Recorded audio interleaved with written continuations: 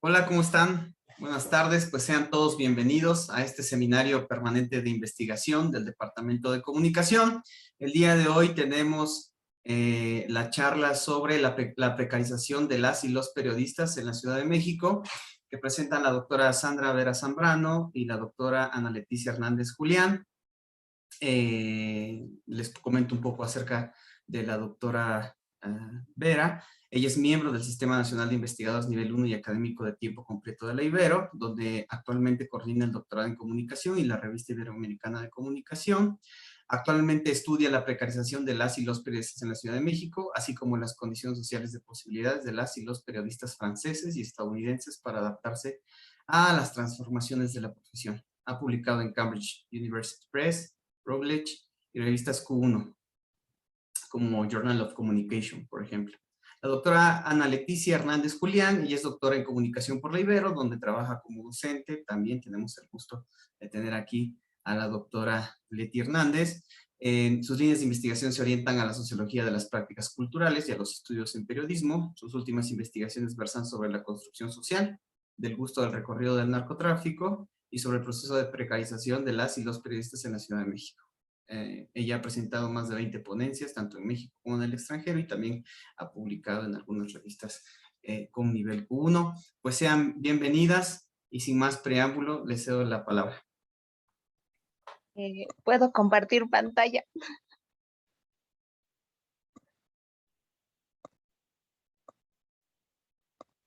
Ok. Bien, 2 segunditos, ya saben, estas cuestiones tecnológicas. Bien, pues buenas tardes a todos, muchas gracias por estar aquí. Vamos a platicar ahora de una investigación que ya llevamos varios años desarrollando y que nos ha llevado a diferentes momentos, pero pues que sigue centrada en esta cuestión de la precarización de los periodistas en la Ciudad de México. Cuando nos interesamos en ello, partimos primero de que se suele homogeneizar al campo periodístico. Pensar que los periodistas pues son aquellos profesionales a los que les gusta mucho contar historias. Este es un discurso que se da tanto dentro del campo periodístico como fuera, y verlos como si fueran pues todos iguales, cuando hay muchas diferencias entre los propios profesionales y la manera en que se desenvuelven en este campo. Y nos empezamos a preguntar de, pues, ¿es verdad que todos los periodistas están bajo las mismas condiciones? ¿Cómo enfrentan este fenómeno de la precariedad? Sí, se supone que todos son iguales, realmente lo van a padecer de la misma manera.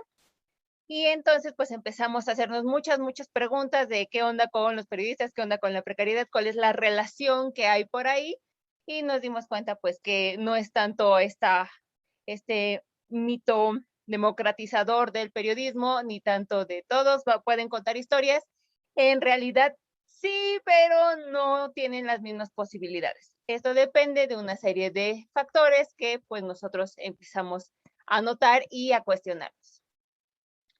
Partimos de una visión mucho más sociológica en la que nos cuestionamos si es posible esto de si quieres puedes en el campo periodístico, y retomamos una visión que busca sobre todo comprender esta relación entre desigualdad social y la precarización en el ámbito pues profesional de estos periodistas. A partir de ello, pues nos sustentamos en Bourdieu, sobre todo, nuestro marco teórico es bourdiano, pero ¿qué significa retomar a Pierre Bourdieu en la parte teórica? Bueno, significa que nos vamos a enfocar en cuestiones que van mucho más de lo profesional.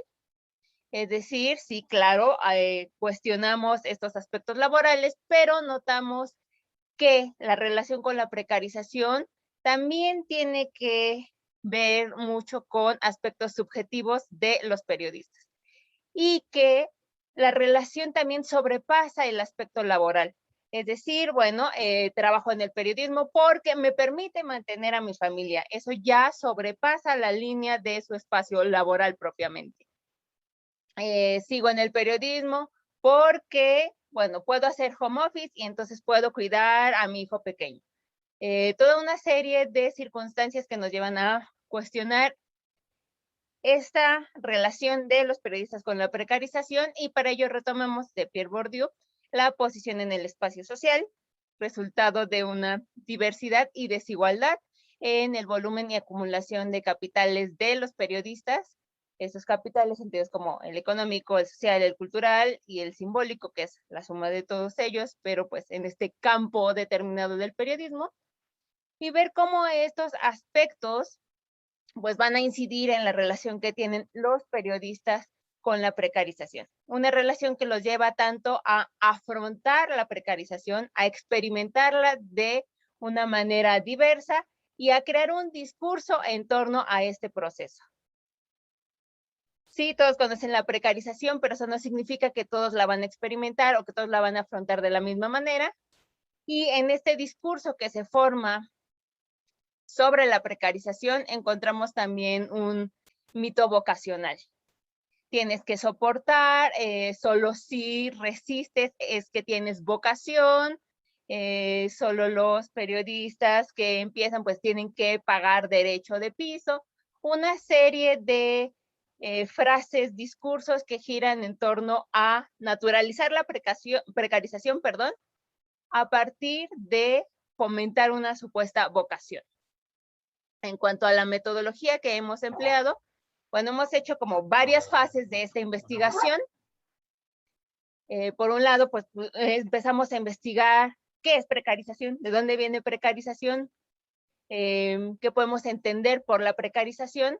Muchas veces en las investigaciones previas se suele hallar que se les relaciona mucho con aspectos económicos netamente, con condiciones laborales, es decir, condiciones materiales en los lugares de trabajo. Y en los últimos años hay una gran gama de investigadores que se centran en ver, bueno, la precarización va mucho más allá, afecta tus condiciones de vivienda, afecta tus relaciones socioafectivas, afecta tu salud, o sea, es un proceso muy, muy, muy, muy complejo. Entonces hicimos esto del arte, hicimos, en fin, varias cosas, piloteos, y al final, pues, lo último a lo que hemos llegado es una metodología de corte cualitativo con la que hemos realizado entrevistas en profundidad a editores, periodistas en distintos medios de la Ciudad de México. En otro espacio donde tuve la fortuna de compartir la misma investigación, cuestionaban mucho de, ¿y por qué se centran mucho en periodistas en la Ciudad de México? Bueno, es que hay una centralización mediática justo en la ciudad. Y sí, también existen otras investigaciones en otros lados. Pero bueno, por si alguien tenía esa duda, es un poco la respuesta. Hasta el momento hemos realizado 72 entrevistas. Se llevaron a cabo entre agosto de 2019 y septiembre de 2020. Y pues hemos encontrado varias cosas interesantes ahí en las entrevistas.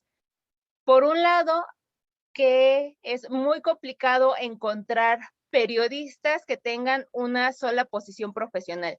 Es decir, los pueden contratar para radio, pero a la par ellos deben de trabajar multiplataforma. Bueno, es que mi contrato dice radio, pero la verdad también laboro en televisión y a veces me piden que ayude en web y de repente si falta personal tengo que entrarle a otra cosa.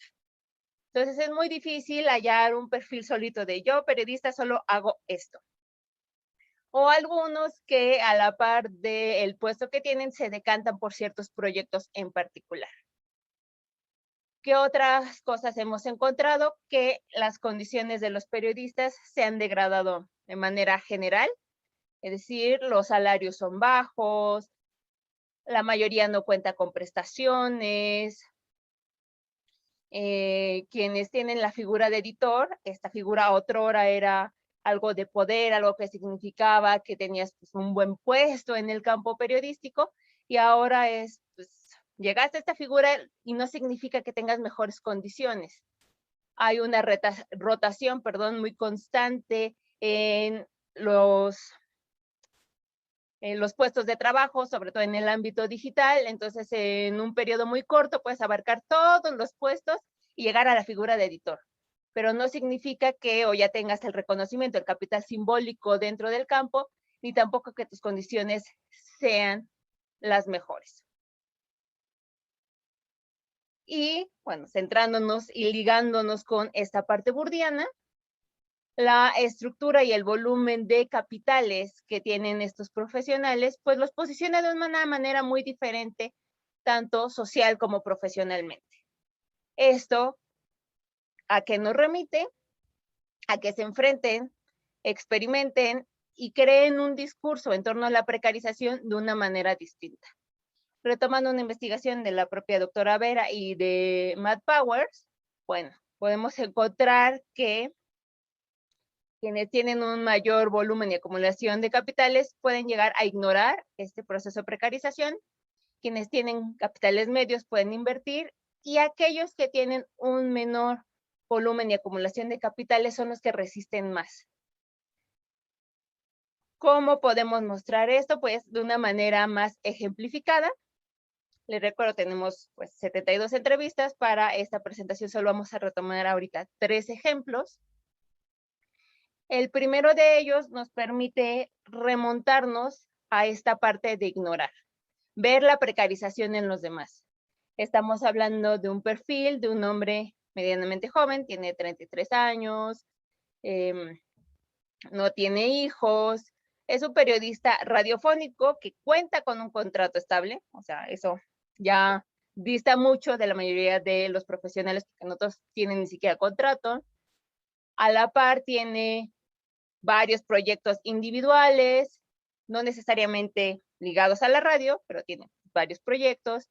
Es escritor fantasma, da conferencias, ha recibido diferentes premios, su educación siempre fue privada, es bilingüe, sus padres se desenvolvieron como consultores y este periodista tiene ingresos mensuales que rondan entre 50,000 y 70,000 pesos. Lo pueden ver con la cita que tenemos ahí. Él se refiere en este discurso, pues, a la precarización en los demás, a reporteros, colegas de profesión, que tienen que estar usando celulares de baja gama, haciendo recargas en un Oxxo, y él no se puede ni siquiera imaginar esa situación. Nunca ha pasado por una situación así. En este mismo discurso de la precarización, pues él sí dialogaba sobre, bueno, es que sí hay condiciones muy malas para los periodistas. Sin embargo, pues mis condiciones me han permitido que mi vida, si bien no fuera lujosa, sí dedicarme a estudiar. Él no veía el trabajar en la carrera como algo necesario para costear sus gastos o necesario porque requería el dinero. Lo veía netamente como una manera de prepararse para la profesión, de ganar experiencia, lo que, en sus propias palabras, le permitió tomar ventaja sobre los demás, porque tenía compañeros que sí debían trabajar y estudiar para costearse los estudios, y él no. Otra cuestión que vemos en él y que se replicó en varios casos es la importancia del capital social. ¿Qué quiere decir eso? Pues los lazos que se tejen en el propio campo para poder moverse dentro de él. Tener mejores posiciones, pues muchas veces significa, dime con quién te llevas, entonces esa persona te puede dar ofertas laborales para que no estés mandando tu currículum de un lado a otro. Este es el primer ejemplo de un profesional, un periodista que puede ignorar la precarización, la ve en los demás y que dadas sus condiciones subjetivas, pues no ha tenido que enfrentarla de una manera tan atroz como otras personas. Ahorita lo vamos a ver. Tenemos un segundo ejemplo de lo que sería invertir. Una periodista que considera que con voluntad e interés, pues logras evitar esta precarización. El perfil de esta periodista, bueno, tiene 43 años, es divorciada, es editora, escritora, cuenta con estudios de posgrado, algo relativamente extraño en las entrevistas que encontramos, ha recibido premios también, sí cuenta con educación pública, no en México, pero bilingüe. Entonces, sí notamos que había mucho peso del tipo de educación que se recibía y si eran bilingües o no, para ocupar mejores posiciones en este espacio profesional, en este campo periodístico. Entonces, para ella es como muy importante, tiene la oportunidad de armar mitotes en sus propias palabras, de escribir libros. Si volvemos a la primera imagen que vimos al principio de, pues me gusta contar historias, el primer ejemplo puede contar historias, esta periodista puede contar historias porque las condiciones de posibilidad se los permiten. Pero vayamos al tercer ejemplo, el tercer ejemplo que nos lleva a resistir. Esta profesional considera que la precarización es normal en toda la profesión periodística. Ella pues cuenta que en el periodismo a uno le pagan por ser todólogo. Es una mujer de 35 años. En el momento de la entrevista, digamos que sus condiciones eran aún más complejas. Su esposo se encontraba desempleado, tiene un niño con síndrome de Asperger y en ese momento también estaba embarazada.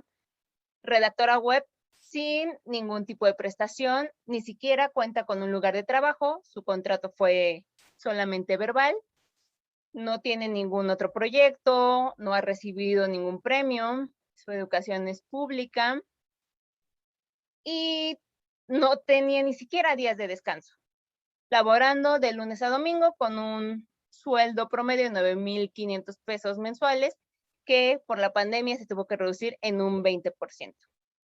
En ese momento ella tenía que encargarse de toda su familia, entonces era pues, estoy aquí porque eso me permite mantener a mi familia en este momento. Si leen la cita, ella en un momento nos contaba, te voy a pagar 6 pesos por 20 notas al día. Esto es una anécdota, digo, no la desarrollamos más para no abarcar demasiados slides, pero dice que fue su primer sueldo. Cuando empezó en el periodismo, estaba muy emocionada. Una parte esta glamorización periodística porque su nombre iba a aparecer publicado en una revista y le prometieron una paga. Entonces estaba muy emocionada porque pues era su primera paga como periodista, le dan un cheque y dijo que nunca lo cobró porque le dio mucha vergüenza la cifra que venía ahí y era una cifra de 6 pesos por 20 notas que hacía todos los días. Y entonces que desde ahí entendió que la precarización era parte de su trabajo como periodista, que sí, que era muy emocionante lo que hacía, pero bueno, así está en todos lados, es muy mal pagado, nadie valora la profesión, pero es lo que hay. Entonces vemos 3 ejemplos que nos muestran una manera muy diferente de relacionarse con la precarización. Y esto tiene mucho que ver con los que les comentaba desde el enfoque burdiano, ver más allá del aspecto profesional, ver estos aspectos individuales, estos aspectos subjetivos de las condiciones que tiene cada uno de los periodistas. Su diferente volumen y acumulación de capitales que los lleva a tener diferentes condiciones de posibilidad. Ignoro porque sé lo que es la precarización, pero nunca la he experimentado, está en los demás. Invierto porque sí puedo contar historias y veo ciertas maneras de dar salida a esta precarización. Bueno, tengo tiempo de estudiar.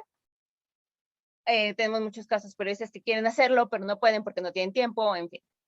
Y resisto porque es lo que hay, es lo que me permite mantener a mi familia y no hay mucho hacia dónde hacerme. Si volvemos con este último ejemplo, ella decía que era muy difícil el hecho de conseguir un empleo que estuviera mejor de esas condiciones bajo las que ella estaba y en el que incluso la aceptaran como una madre de familia. Entonces, son perfiles bastante dispares y que nos permiten un poco visualizar todo lo que hemos encontrado en esta investigación de la manera en que los periodistas enfrentan esta precarización y crean un discurso en torno a ella. Y hasta aquí nuestra presentación, pero acordamos que iba a ser un poco corta con la intención de que pudiéramos debatir un poco más, sobre todo de la ruta que llevamos hasta ahorita, es donde estamos, seguimos en el análisis de todo lo que hemos encontrado, tenemos bastante material, entonces queremos darle salida a ello, lo hemos presentado en diferentes foros y ver pues todo lo que podemos hacer con estos datos que hemos hallado a lo largo de los últimos años. Muy bien, muchas gracias, doctora Leti. Pues si gustan, pasamos a una sesión de dudas, respuestas, comentarios. Entonces, abrimos este espacio.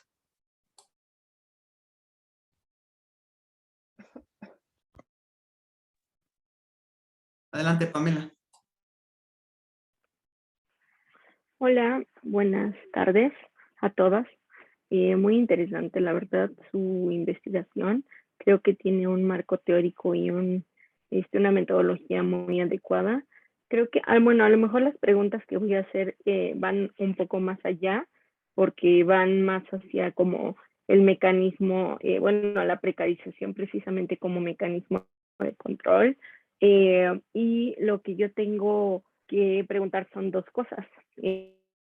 Bueno, la primera es si ustedes creen que la precarización de los periodistas pues sea también como intencional, pues por parte de las instituciones mediáticas para seguir ejerciendo control sobre ellos y sobre la manera en que ellos hacen pues investigaciones periodísticas.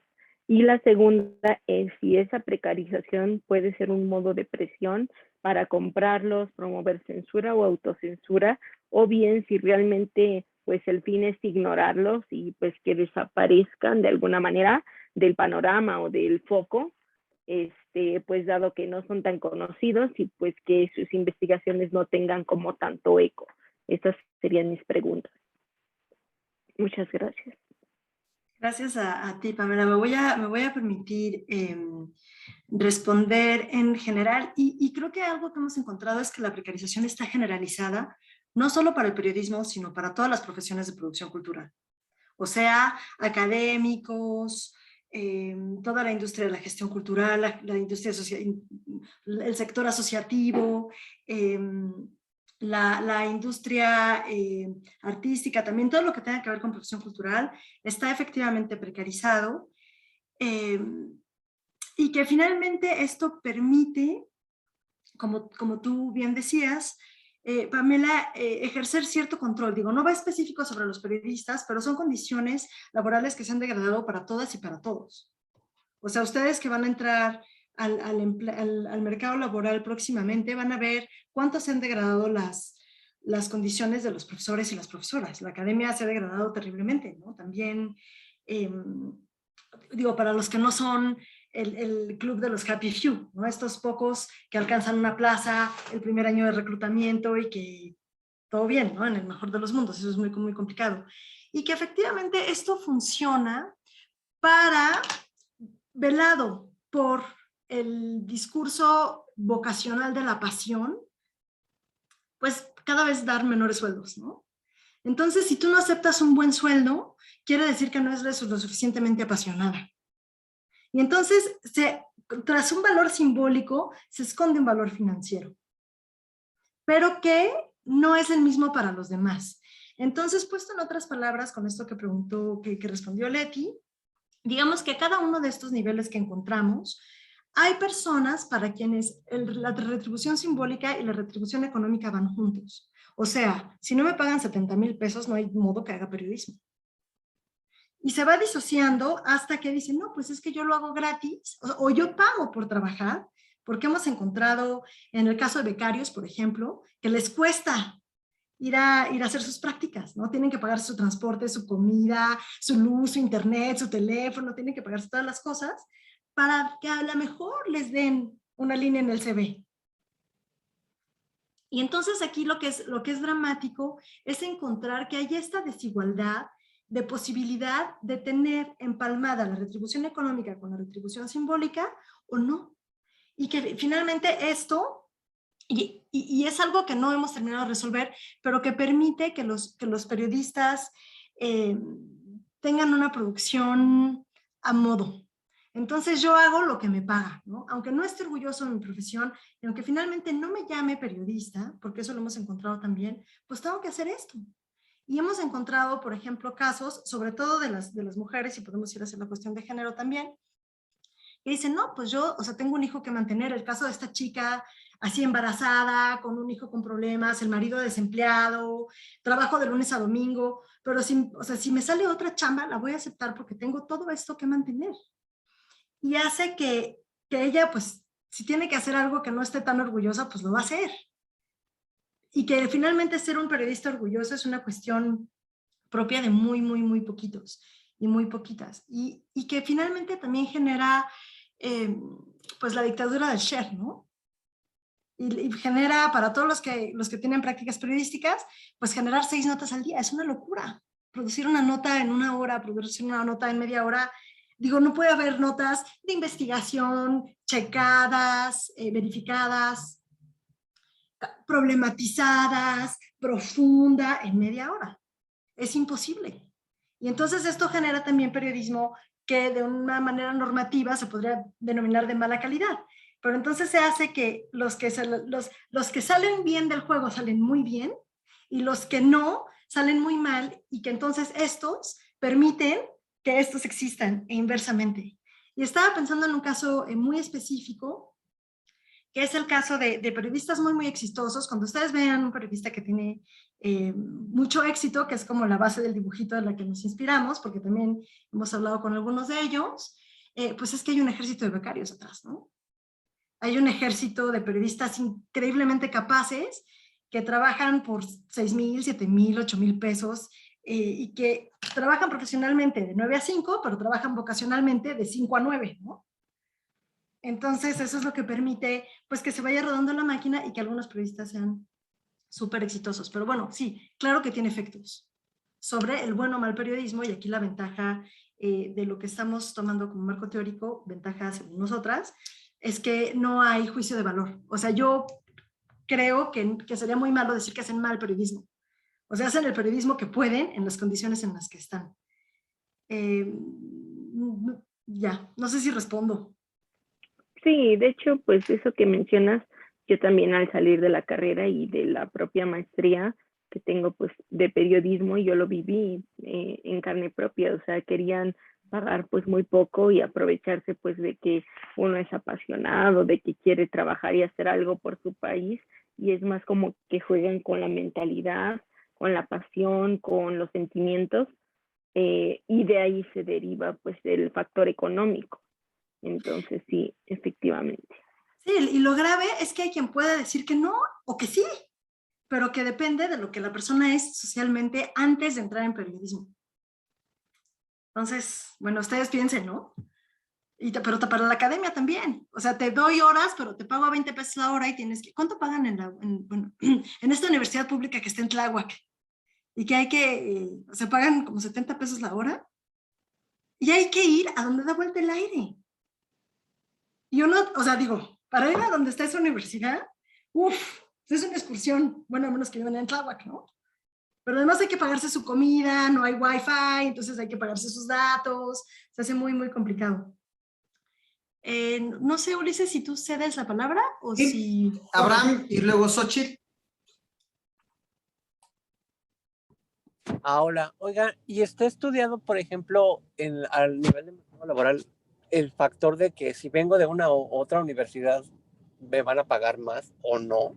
O sea, ¿o quién logra los mejores sueldos al salir de la carrera? ¿Porque vengas de una universidad de paga o no? Pues mira, creo que no es tanto venir de una universidad de paga o no. Nosotros preguntamos eso y nos encontramos que no existe tal diferencia, porque puedes venir de la FES Aragón, por ejemplo, y encontrar muy buenas chambas, como puedes salir de la Carlos Septién y que no te vaya tan bien. O sea, no va tanto privada pública. Lo que sí es las condiciones sociales que tú traes antes de entrar en esa universidad pública. Y algo que es súper importante y que puede parecer banal es la capacidad de ser bilingüe o no. Porque ser bilingüe implica que hay toda una educación paralela a la educación nacional y que haya el interés de los padres.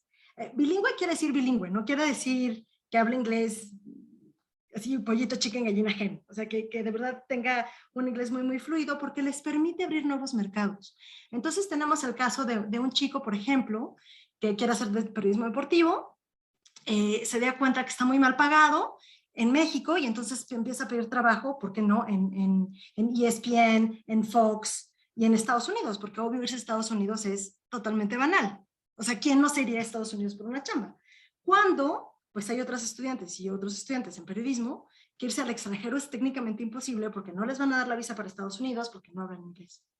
Entonces no es tanto escuela pública, escuela privada, sino que nosotros pensábamos al principio que sí, sino en qué condiciones entras en esa universidad pública o privada. Y es adentro de la universidad donde se hacen todas las diferencias, porque además tiene mucho que ver a quién conoces. Y no porque sea clientelar, sino es porque genera, en términos burdianos, una concordancia de hábitos. Entonces hace que vamos a los mismos lugares, que nos interesan las mismas cosas, que tenemos los mismos intereses, que enfrentamos los mismos problemas y que entonces se van jalando. Pero esto se jala en cada uno de los niveles sociales. Y eso genera también que no se hace mixidad social. Entonces, para responder concretamente, más que pensar en universidades públicas contra universidades privadas, es qué perfil sociodemográfico traías antes de entrar a la universidad que te permite llevar los lazos. Aunque hemos notado también que según la universidad es el tipo de enseñanza. Entonces, por ejemplo, en las universidades privadas es muy poco común que te enseñen a jalar cables o que te digan que vas a salir para jalar cables. O sea, más bien los enseñan a que hagan su propia empresa o a que busquen este tipo de prácticas sobre estas otras prácticas, mientras que en las universidades públicas, y ahí, dentro de las universidades públicas también hay una gradación muy fuerte, pues te dicen, no, pues tú vas a empezar de cero. Y desde el semestre 1 los enseñan a empezar de cero. Mientras que en las universidades privadas los enseñan de cero a montar una empresa, ¿no? O a pensarse como patrones, no necesariamente como empleados. Y eso hace mucha diferencia. Y el inglés también es un indicador muy fuerte. Xochitl, adelante. Hola, buen día. A mí solamente me gustaría como preguntar si han ubicado como algunas fuentes en donde se ve más materializada la precarización, en la cobertura de algunas fuentes, y si hay como algunos aspectos de satisfacción, que a pesar de que saben que las y los periodistas están viviendo mucha precarización, dicen, por esto me quedo haciendo. Gracias, Xochitl. Esta pregunta está súper difícil. Por fuentes, hay fuentes que son más prestigiosas que otras, pero hay fuentes que son más cómodas que otras.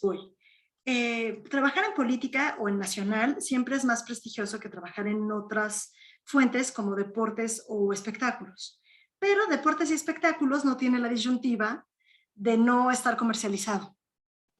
Entonces, para responder a las dos preguntas al mismo tiempo, digamos que es menos complicado para un periodista deportivo o un periodista de espectáculos o un periodista de estilo de vida que le den un regalo que para un periodista que esté en política o en nacional, que ahí pues, está la disyuntiva de la deontología, ¿no? Y yo creo que hay fuentes donde la vocación,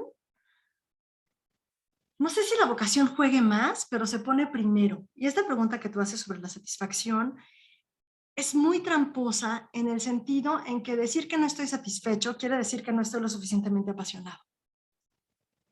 Y que entonces es muy raro encontrar a alguien que te dice, no, hombre, es que yo, la verdad, mi trabajo está horrible. A menos que ya esté de salida o que ya esté en el punto último de aguantar.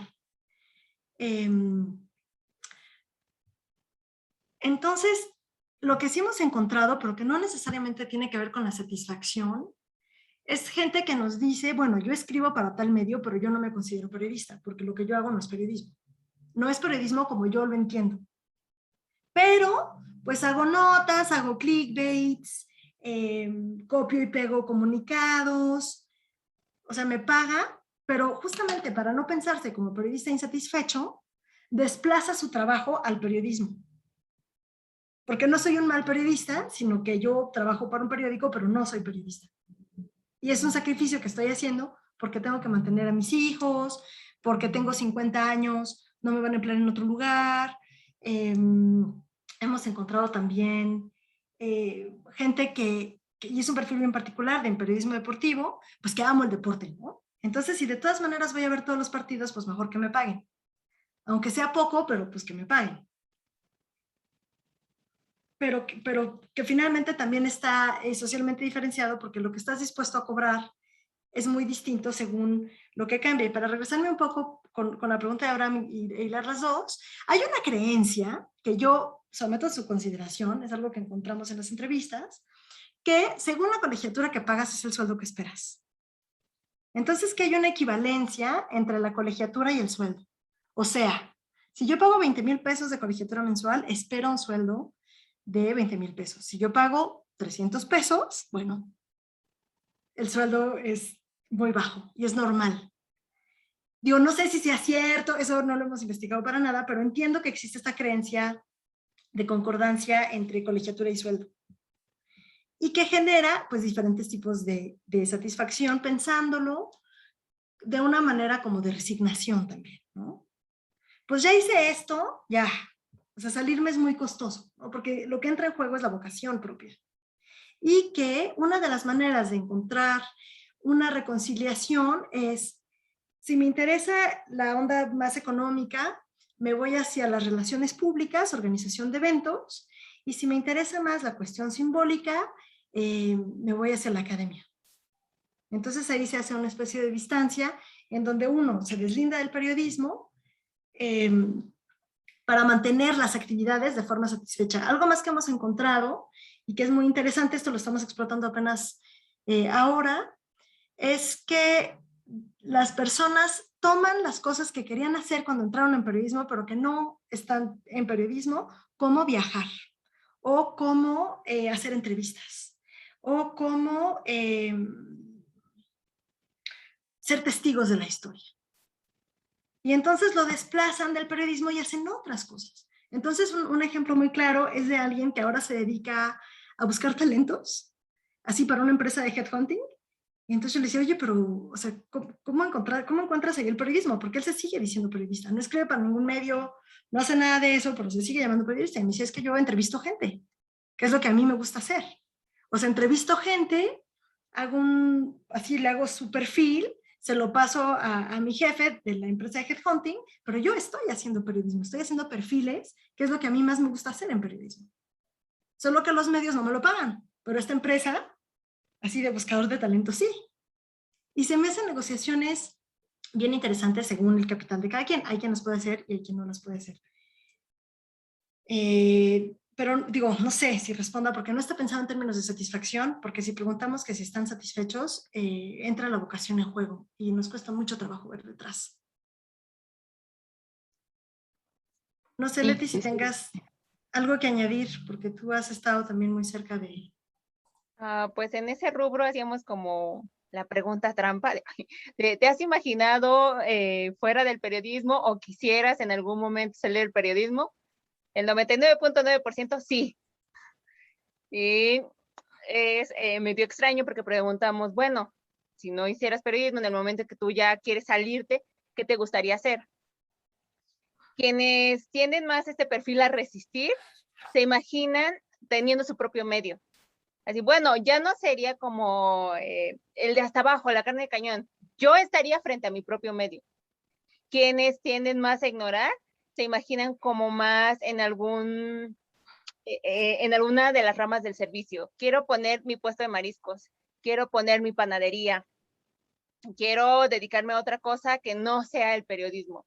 Entonces sí se ubican en algún momento, pero no un momento tan cercano.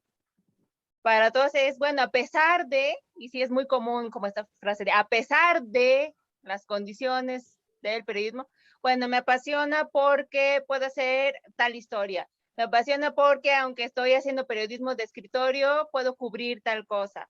Porque veo que con el periodismo se puede hacer alguna incidencia social en algún momento. Entonces, sí juega mucho esta parte de el discurso vocacional, el discurso pasional, y entonces hay como una línea muy delgada entre, entonces, si le gusta, no le gusta. En general, todos están de acuerdo en que pues, tienen mucha pasión, pero que las condiciones bajo las cuales se desenvuelven no son las mejores.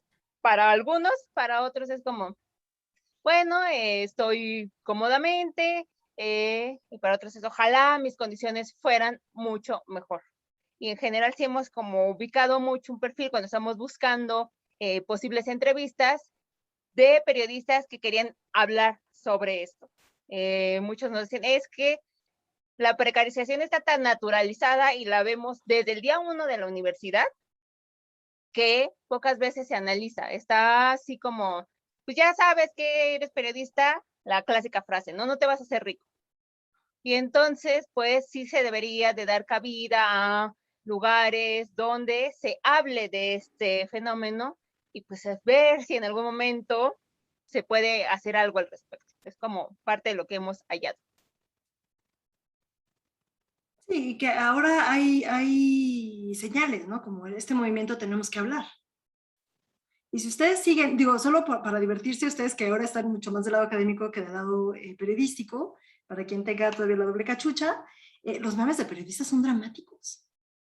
Dramáticos. O sea, digo, a mí me mata de la risa, pero sí, sí que eres periodista, ¿no? Así, cuéntame qué se siente trabajar del lunes a domingo. Eres periodista, cuéntame qué se siente el día del temblor tener que ir a la zona de desastre.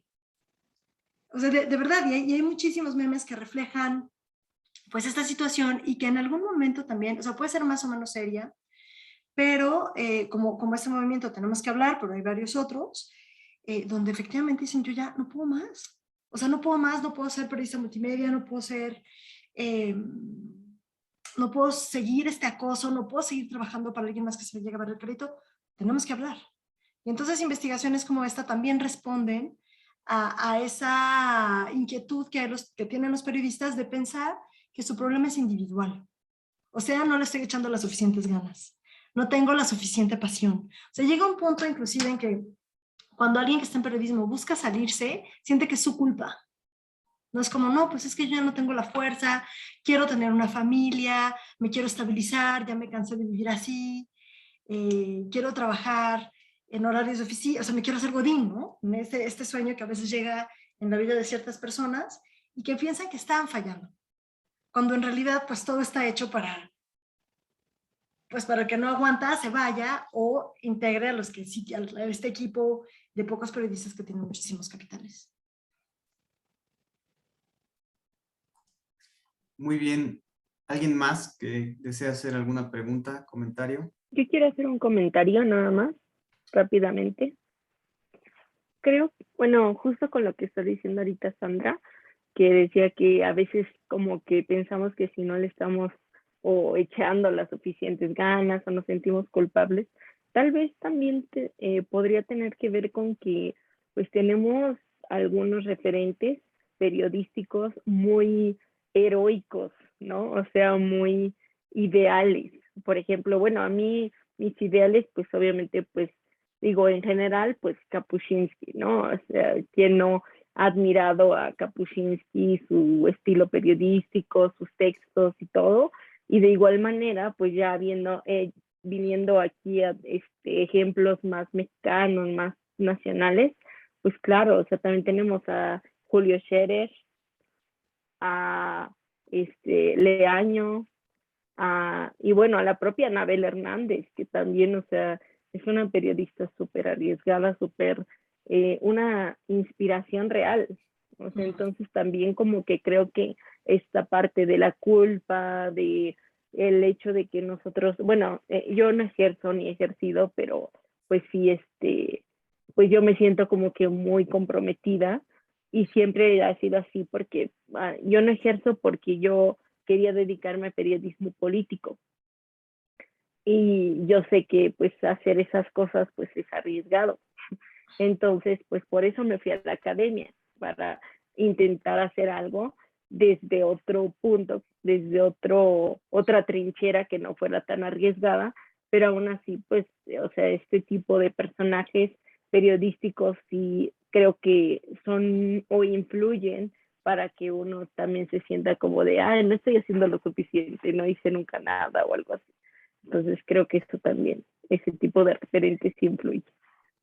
Claro. Y que hay algo que es muy interesante, es ver cuáles son sus condiciones de posibilidad.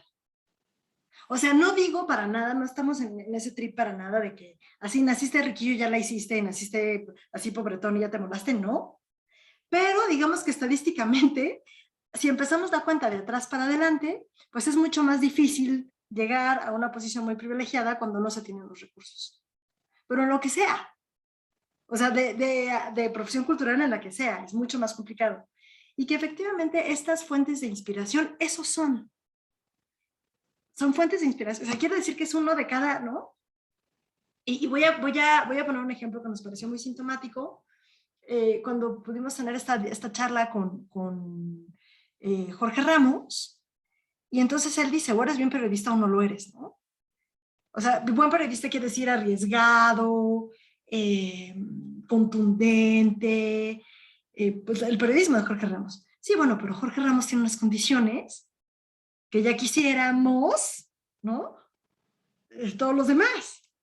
Porque, o sea, Jorge Ramos le cayó mal trabajar en México, pues se fue a Estados Unidos. Digo, no estoy diciendo que su trabajo periodístico no sea bueno, al contrario. Y que es un periodista admirable, por supuesto. Pero tiene unas condiciones que le permiten ignorar la precarización. O sea, yo no puedo hacer el periodismo que quiero en México, entonces me voy. No quiero hacer el periodismo que quiero frente a tal o tal, entonces que se amuele, ¿no?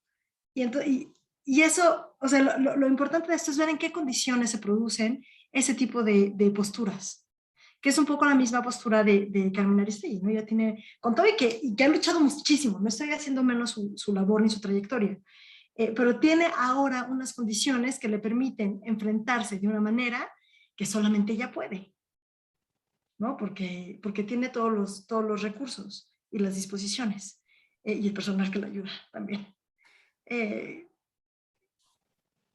Y de alguna forma es hablar un poquito desde el privilegio, ¿no?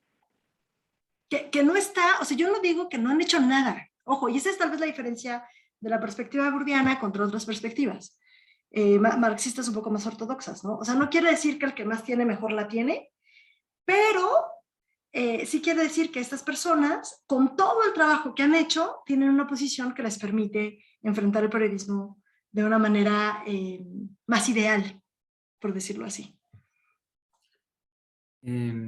Irina Jaramillo. Y con ella cerramos. Gracias, Ulises. Les iba a preguntar algo. No sé si acá en México a los periodistas tengan o les hagan el pago de exclusividad. Es decir, es que te escuché, Sandra, que decías, ¿no? Que trabajan de domingo a domingo. En Colombia, no sé si ahorita, pero cuando yo trabajaba estaba este pago adicional porque pues estás de domingo a domingo 24 horas por cualquier noticia, tienes que cubrir, bueno. Si hay, ¿en qué categorías o niveles las dan? Y si no, también pensaría que el mismo periodista la podría exigir, pero ahora también otro comentario que hiciste es que están muy, pues, pues, o sea, como que cada quien dice, este es mi problema y como que no hay unión, pues, como para pedirlo, ¿no? Entonces, bueno, esa es la pregunta. Mira, yo te voy a contestar de una manera muy cínica y luego voy a dejar a Leti que lo matice un poco. Lo que tú preguntas supone que él o la periodista tiene contrato, lo cual es lejanísimo de la realidad de los periodistas. Porque pueden ser que tengan un contrato, o sea, que tengan un contrato al salario mínimo, o sea, y un contrato, ¿no? Porque se comprometen muchas cosas. Entonces, para exigir derechos, pues eso supondría que hay un mínimo de derechos de origen. Entonces, ¿cómo vas a cobrar más? O sea, ¿cómo van a pedir salud? O sea, a veces estamos en eso, las corresponsalías, por ejemplo, sobre todo fuera de la Ciudad de México. Mira, hay casos dramáticos donde el pago es el chayote. O sea, ni siquiera el medio les paga. Les dicen, bueno, tú vas a recibir de tal gobierno municipal tanto dinero al mes. Ahí tú sabes, ¿no? Y es como si fuera el pago del medio. Entonces, digo, ahí cómo pides, ¿no? Si efectivamente necesitas esos 4,000 pesos.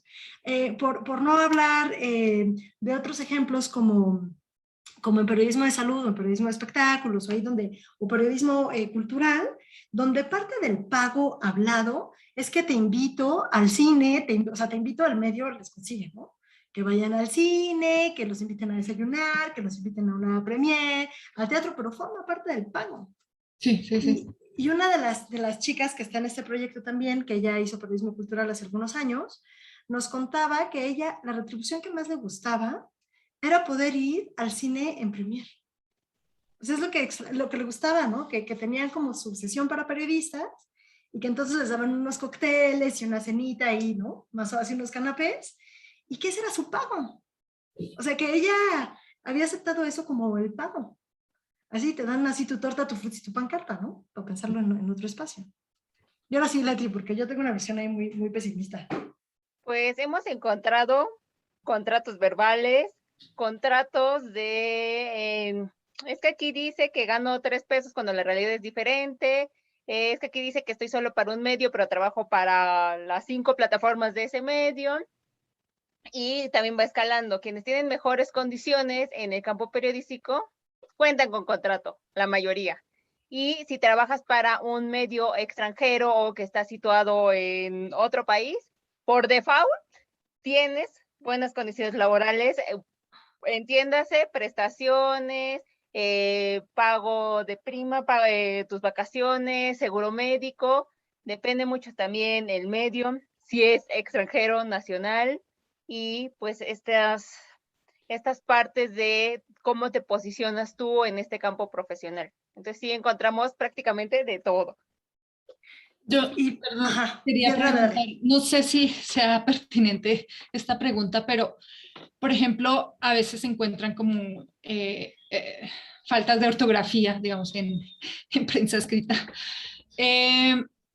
No sé si esto va ligado a este periodista que le pagan con, ¿qué dijiste? ¿Con un chayote o con gallinas o yo qué sé? Con chayote, o sea, que le dan Sí, una sí, sí. propina, pero por parte de, ajá. Entonces, no sé si eso vaya como ligado a este tipo de periodista que le pagan con gallina, entonces encuentra uno errores ortográficos o no, o también puede pasar en otros niveles, Mira, rangos. contrariamente a lo que dicen algunos colegas que están mucho más clavados en una perspectiva normativa, nosotros aquí es más bien explicar cómo cada quien hace lo que puede con lo que tiene. Entonces, si uno hace como que me pagan y que tengo que hacer hasta 10 notas en un día, es una locura. Es una locura. Pues digo, escribo, escribo, mando, pero ni tiempo de releer, ni tiempo de nada. Entonces, porque además puede ser que ni siquiera les paguen, ¿no? Entonces te estamos dando la posibilidad de escribir en tal medio como colaborador. O sea, cuando ustedes vean colaborador, o sea, puede ser freelance, puede ser un académico muy prestigioso, puede ser alguien, o sea, que tenga una columna y que efectivamente no vive de eso, pero cuando dice colaborador, quiere decir, no estoy, o sea, para decirlo de una manera muy caricatural, quiere decir no estoy engendrando ningún derecho. O sea, esto, digo, y está muy elegante, ¿no? Colaborador, pero pues cuando uno es colaborador y te están pagando por la oportunidad de escribir, pues digo, yo no sé si tienes, por más apasionado que uno esté, si tiene el tiempo y la energía de regresar a escribir de una manera impecable. Y otra cosa que hay que ver que es muy interesante es que la prensa en particular, porque esto se ve más en el escrito, las faltas de ortografía, es que muchas veces es la prensa más legítima la que tiene más faltas, me explico. Si ustedes platican con alguien que hace nota roja en el gráfico o en el metro, no hay faltas de ortografía. Es increíble. Tienen un uso del lenguaje impecable, que además es cómico, lo cual es muy difícil porque están tratando por drama, ¿no? Entonces Violola Matola, no me acuerdo que sigue con una pistola, es impecable porque ese periodista, o sea, ese medio tiene mucho cuidado en que el periodismo de nota roja sea un periodismo limpio, bien verificado, basado en hechos.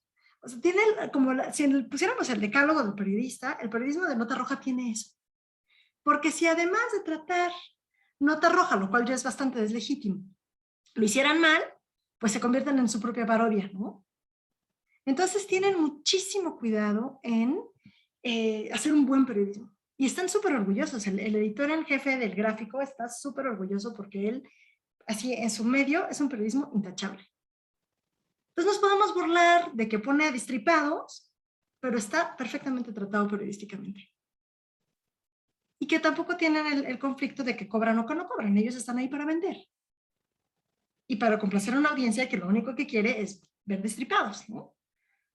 Pero eso es súper interesante porque les permite hacer muy buen periodismo y que mientras en otros medios un poco más prestigiosos se les va. Se les va la ortografía, se La les va la falta calidad. de dicción, sea radio, tele, digo, eso es básico y pues sí les falta. Y que tiene Gracias. también que ver con la degradación de la academia también, ¿no? Y que entonces cuando van a la facultad de periodismo les enseñan a hacer cosas y nadie se detiene en la ortografía. O tienen una materia de ortografía y redacción, pero los otros 4 años y medio, pues, cada profesor dice, yo no me voy a detener ahí. Digo, pero que nos pasa en todas las universidades. Entonces, si el periodista llega hasta el último semestre y no sabe, o la periodista no sabe usar comas, digo, no es porque consiguió trabajo que ya va a aprender a usarlas, ¿no? Pero esto se suma a otro fenómeno ya súper rapidísimo, Ulises. Esto lo he observado más como Dale, Liquida. en una clase que doy en el seminario de periodismo. Buscamos ofertas laborales y hemos encontrado mucho que ahora se piden personas que no estén tituladas, que tengan carrera trunca y que sean TikTokers. Entonces, ya les vale la ortografía, ya les vale todo, con que tengas quién sabe cuántos seguidores, con que sepas hacer un video. Y esto también va en detrimento de las condiciones. Entonces, bueno, mira, tú no tienes título, tú ni siquiera estudiaste la carrera, pues te voy a pagar en función de ello. Si vamos en este discurso de en función de la colegiatura, pues tú ni acabaste. Y ya el perfil también se ha desvalorizado mucho. No digo que en todos, no digo que todas las ofertas, pero sí encontramos como muy común esto al ubicar ofertas laborales de esto. Ya ni siquiera termines ese TikToker y ya con eso ya tienes un empleo en el campo periodístico. No en todos lados, pero es un fenómeno que hemos visto en aumento. Por lo menos en mi clase lo hemos visto mucho. Y que también rapidísimo que tiene que ver con esto es que también cada vez los exámenes de admisión para escuelas de periodismo en particular te piden que expliques tus motivaciones. No nos interesan tus competencias, nos interesan tus motivaciones. Entonces, si estás motivado es suficiente. Esto quiere decir que estás dispuesto a cobrar muy poco. Y esto quiere decir también que estás dispuesto a lo que sea, porque lo que tienes que mostrar es tu motivación, no tu competencia. Y la competencia cuesta, la motivación no. Entonces si yo digo, yo tengo ortografía impecable, tengo tantos idiomas, tengo tal cultura general, o sea, cosas que se pueden objetivar, digamos, en este espacio de producción académico, cultural, intelectual, pensando el periodismo como parte de un campo de producción cultural, y lo que tengo que mostrar es que quiero echarle ganas. Es el principio, o sea, digo, para la profesión, ahí está el principio del fin. Porque entonces lo que me están pagando por echarle ganas. Y eso no se puede medir más que echándole más ganas. Y eso no tiene fin.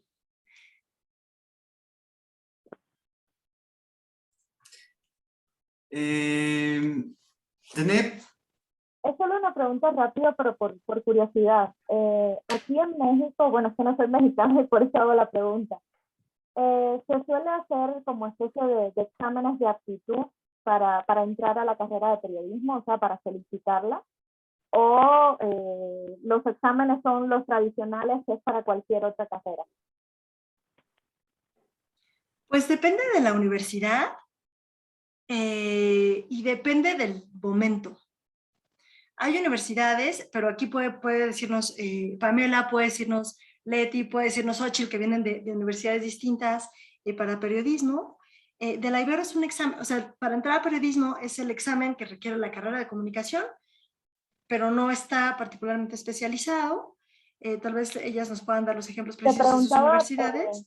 Te preguntaba por eso, o sea, si existe un examen, por ejemplo, nosotros hacemos uno que incluye desde cultura general hasta redacción, gramática y después una entrevista en la que te comen a preguntas periodistas que ya están en ejercicio, ¿no? O sea, me refiero a ese tipo de examen en el que se evalúa no tanto si tienes motivación, o sea, el hecho de estar en el examen en sí ya se considera motivación. La cuestión es si tienes o no las aptitudes con P y las capacidades para cursar ese tipo de carrera. O sea, me preguntaba si existía eso, ¿no? Yo no, digo, voy a hablar por las otras, pero creo que no. Y cada vez menos. Porque antes los exámenes escritos, que era una trampa tremenda para ver el nivel de escolaridad, de conocimiento de cultura general, ahora se platican. A ver, platícame, ¿no? ¿Y qué te interesa? ¿Qué te gusta? Eso esconde la peor, la peor de las discriminaciones laborales. porque están llegando solos. O sea, a mí, digo, si yo tuviera una escuela de periodismo, es como, vienen solos a pedirme trabajo, o sea, vienen solos dispuestos a no cobrar. ¿Por qué les voy a pagar? Y se hace un círculo vicioso tremendo. Y todos contentos, ¿no? Porque puedo aparecer en TikTok. Así como Erika Buenfil, ¿no? Si ella lo logró, yo también. Bueno, pues me da mucho gusto que hayamos podido tener esta charla. El seminario permanente justamente tiene el objetivo de que todos podamos retroalimentarnos de las investigaciones que están en curso y que también los estudiantes que tienen temas asociados a una línea de investigación pues puedan conocer qué se está haciendo, ¿vale? Pues les agradezco mucho. Los esperamos a finales de noviembre, donde estará con nosotros Julia Palacios, también presentándonos sus avances de investigación, y le agradecemos mucho, mucho a la doctora Sandra Vera y a la doctora Leti Hernández. Gracias por estar en este espacio, y bueno, si gustan dejarnos su correo, digo, yo creo que todos tienen su correo, pero pues ahí sí nos pueden dejar por si alguien quisiera hacerles alguna pregunta, pues adelante. Muchas gracias y pasen excelente tarde. Gracias. Gracias. Gracias. Y si tienen dudas o así, Xochitl prometido, ¿eh? Porque sé que eso lo traemos pendiente desde hace mucho tiempo, pero lo vamos a ver. Sí, también tengo que ponerme las pilas en otras cosas, en otros temas vinculados. Muy bien, muchas gracias.